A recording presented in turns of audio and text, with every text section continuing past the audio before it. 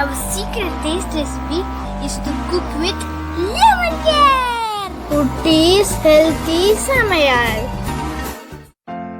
Hello friends, welcome to Kutties Healthy Samayal. Be positive, be healthy. இன்னைக்கு நாம டேஸ்டியான பன்னீர் பர்ஃபி எப்படி செய்யுதுன்னு பார்க்கலாமா? அதுக்கு முன்னாடி நம்ம சேனலை சப்ஸ்கிரைப் பண்ணாதவங்க சப்ஸ்கிரைப் பண்ணிவிட்டு பக்கத்தில் இருக்க பெல் பட்டனை கிளிக் பண்ணிக்கோங்க.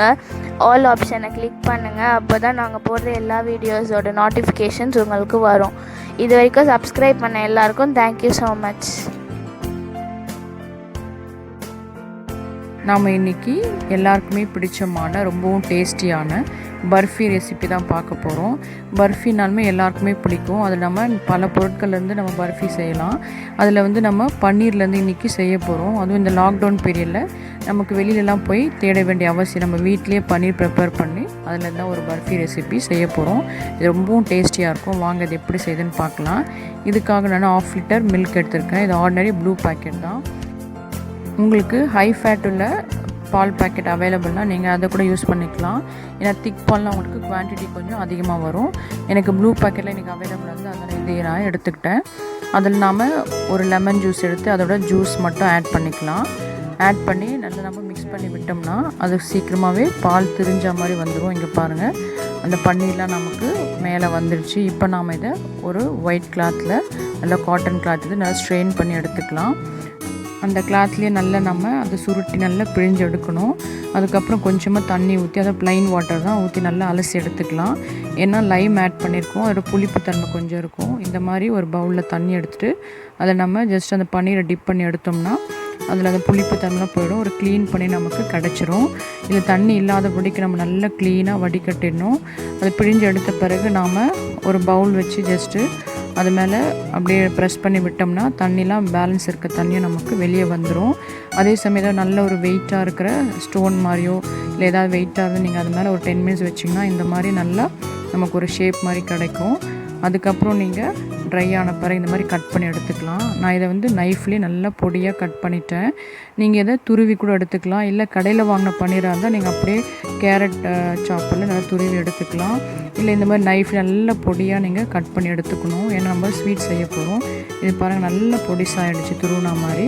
இது எனக்கு 3/4 கப் கிடச்சிது. அதாவது 1/2 லிட்டர் ப்ளூ பேக்கெட் பாலில் 3/4 கப் பன்னீர் கிடச்சிது. அதுக்கு ஈக்குவலாக 3/4 கப் பால் பவுடர் எடுத்துக்கிறேன். அதே சமயம் அதுக்கு ஈக்குவலாக 3/4 கப் நல்ல திக்கான பால், நல்லா காய வச்சு திக்காக சுண்டி வந்த பால் அதோட ஆட் பண்ணிக்கிறேன். இது 3மே ஈக்குவலாக எடுத்தால் நமக்கு ஸ்வீட் நல்ல டேஸ்டியாக இருக்கும். இல்லை எனக்கு ஈஸியாக கிடைக்கணும், சீக்கிரமாகவே எனக்கு ஸ்வீட் செய்யணுன்னா நீங்கள் பால் பவுடர் அதிகமாக எடுத்துகிட்டு பால் கம்மியாக எடுத்துக்கோங்க. அப்போ சீக்கிரமாகவே நல்லா ஸ்வீட் செஞ்சிடலாம்.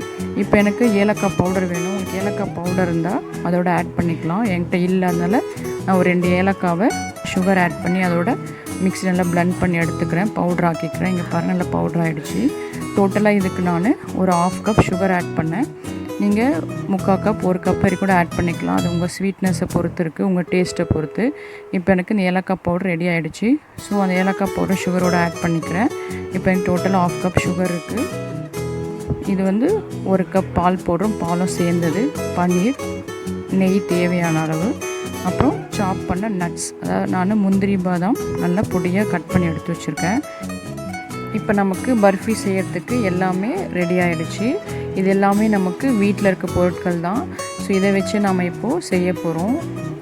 இதுக்காக ஒரு பேன் வச்சு அதில் ஒரு 2 ஸ்பூன் நெய் ஆட் பண்ணியிருக்கேன்.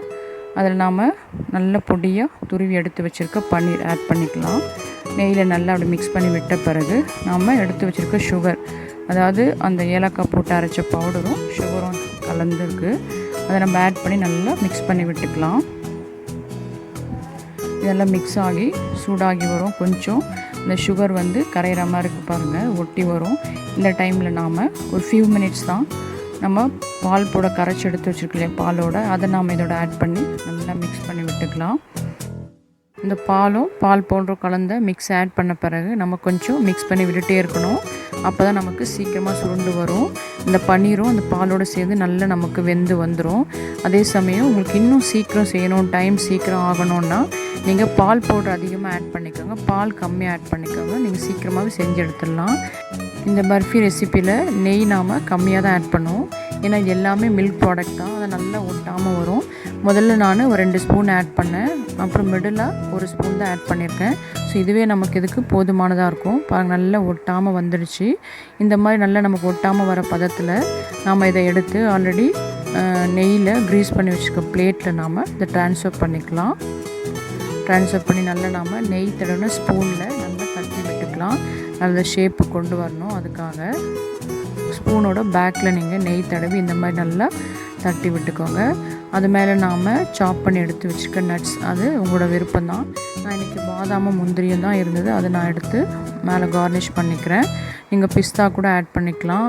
நெக்ஸ்ட்டு வந்து உங்களுக்கு இந்த டூட்டி ஃப்ரூட்டி அந்த மாதிரி கூட ஆட் பண்ணால் இன்னும் ரொம்ப அட்ராக்டிவாக இருக்கும். அவைலபிள் இருந்தால், ஏன்னா இந்த லாக்டவுன் பீரியட் நமக்கு நிறையவே கிடைக்கல, வீட்டில் இருந்த வச்சு நான் இதை செஞ்சேன். இப்போ உங்களுக்கு விருப்பமான ஷேப்பில் இதை கட் பண்ணி எடுத்துக்கலாம். நான் இன்றைக்கி ஸ்கொயர் ஷேப்பில் தான் கட் பண்ணி எடுத்துருக்கேன். நல்லா ரொம்ப அழகாக வந்தது. இந்த சாஃப்ட் பர்ஃபி தான் இது, ரொம்பவும் டேஸ்ட்டு. இந்த பன்னீர் நமக்கு வாயில் கடிப்படும் போது பயங்கர டேஸ்ட்டாக இருந்தது. பிள்ளைங்க பெரியவங்க எல்லாருமே நாங்கள் விரும்பி சாப்பிட்டோம். நீங்களும் அதை வீட்டில் இந்த லாக்டவுன் பீரியடில் இந்த ஸ்வீட்ஸ்லாம் வெளியிலலாம் போய் வாங்க முடியாது, அதே சமயம் அது ஹெல்த்தியானதும் கிடையாது.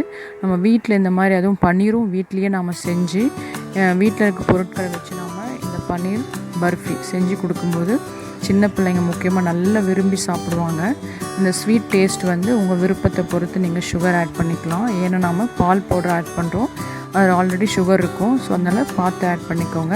ஸோ இது ரொம்பவும் டேஸ்டியான பன்னீர் பர்ஃபி. நீங்களும் உங்கள் வீட்டில் செஞ்சு பார்த்துட்டு அந்த டேஸ்ட், அந்த எக்ஸ்பீரியன்ஸ் எங்களுக்கு கமெண்ட் பண்ணுங்கள். தேங்க்யூ. Yummy tasty. நீங்களும் ட்ரை பண்ணுங்கள், என்ஜாய் பண்ணுங்கள், ஹெல்த்தியாக இருங்க. தேங்க்யூ. மற்ற ரெசிபீஸோட லிங்க்ஸ் எல்லாம் டிஸ்கிரிப்ஷன் பாக்ஸில் இருக்குது. உங்களுக்கு இந்த வீடியோ பிடிச்சிருந்ததுன்னா லைக் பண்ணுங்கள், ஷேர் பண்ணுங்கள், கமெண்ட் பண்ணுங்கள், சப்ஸ்கிரைப் பண்ணுங்கள், பக்கத்தில் இருக்க பெல் பட்டனையும் கிளிக் பண்ணுங்கள். பாய்.